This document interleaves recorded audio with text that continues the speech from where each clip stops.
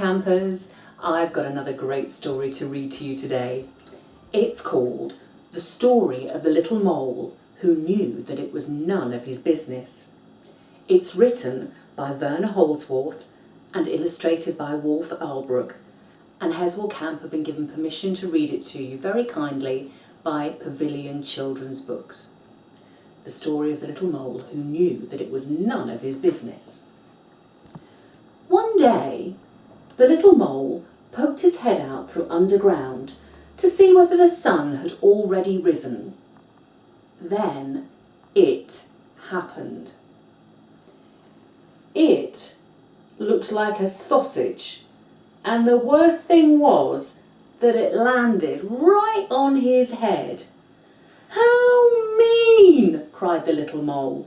"Who has done this on my head?" But he was so short-sighted he couldn't see anyone around. "Did you do this on my head?" he asked the dove who was flying past. "Me?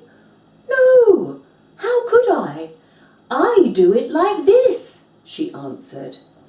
And splish-splish, a moist white blob landed on the ground right next to the little mole.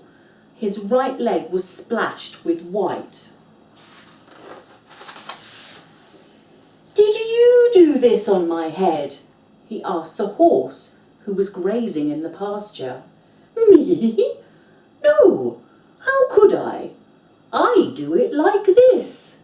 And flump, plump, 5 big fat horsey apples plopped down within a hair's breadth of the mole. He was very impressed.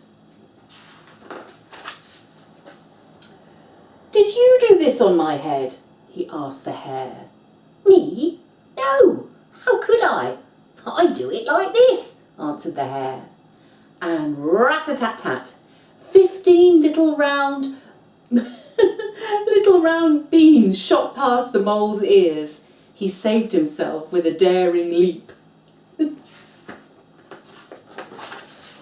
"Did you do this on my head?" he asked the goat, who'd been dreaming a little. "Me? No, how could I?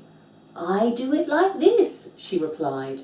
And plippity-plop, a pile of toffee-coloured little balls tumbled on the grass. The little mole found them almost appealing. "Did you do this on my head?" he asked the cow, who was chewing the cud. "Me? No, how could I? I do it like this." And kersplosh, a big brownish green pancake flopped into the grass just next to the mole. He was very relieved that it hadn't been the cow who'd done something on his head. "Did you do this on my head?" he asked the pig. "Me? No, how could I? I do it like this," replied the pig. And plop, splat, a little soft brown pile fell onto the grass. The mole held his nose. "Did you do this on my—" he was going to ask again, but as he came closer, he saw only 2 big fat black flies, and they were eating. "At last, someone who'll be able to help me," thought the mole.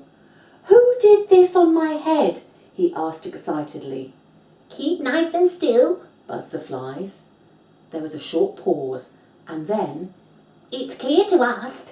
It was a dog." Finally, the little mole knew who had done the business on his head. Basil the butcher's dog. Quick as a flash, he climbed onto Basil's kennel, and pling! A tiny black sausage landed right on top of the dog's head. Satisfied at last, the little mole disappeared happily into his hole underground.